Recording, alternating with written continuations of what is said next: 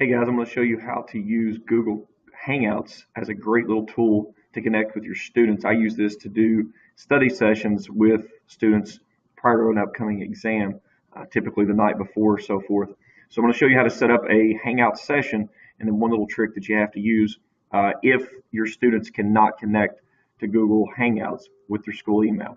So we'll go up to our Google Waffle, we'll click on that, we'll come down to Hangouts right here. Click that, and it'll take us over to Google Hangouts. Now you'll have three options here in the middle: video, phone, or message. We're going to do a video call, so we'll click on that. Now it comes over here. You can type in your Hangout name, and I already have one set up. I've just called it Test. But if you notice down here, I have this one called James Collier. This is the link that I use for my study sessions, because once you create a group, which is what this one is set up as, what it allows me to do is to use the same link each time that we do a new study session. So then I could use the same link that I put back into Google Classroom for my students to use, and I'll show you that in just a second.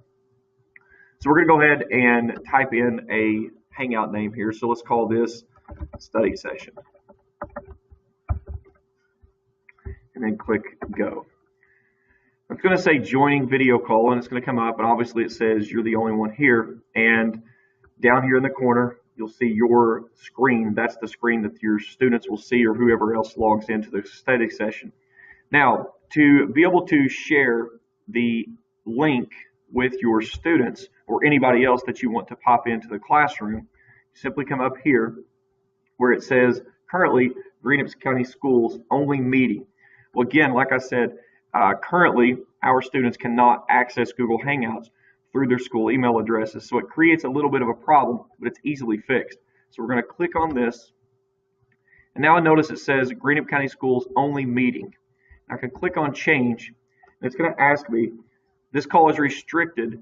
Do I want to allow guests to join this call? And we're going to click on allow. Now you notice it says anyone with the link, and it also pops up here, anyone with link can access this call. So here is now my link that I'm going to post in my Google Classroom or wherever I want to post this.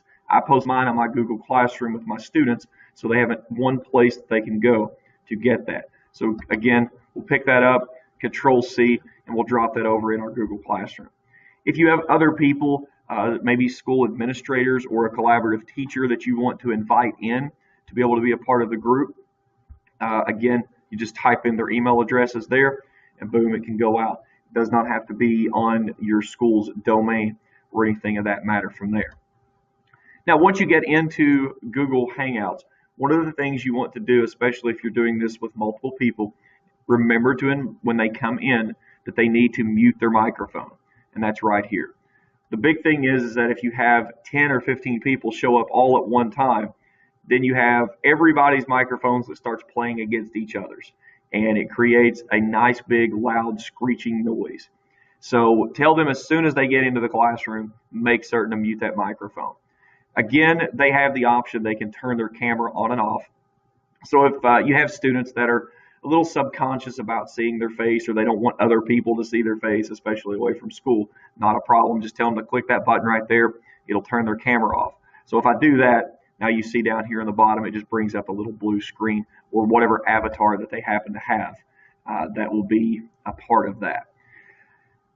Now, the other thing, if there's somebody else that you need to invite, you can simply go right there and invite those people up from that.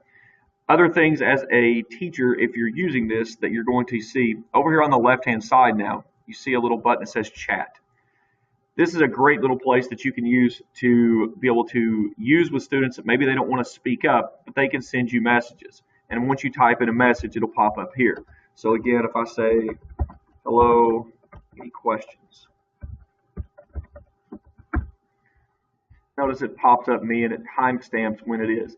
This is a great place. One of the things that I do as we're doing this chat is I say, if you have any questions, you may type them here. Or if I ask a question, I simply say, if you're okay with the response, please respond by typing 1.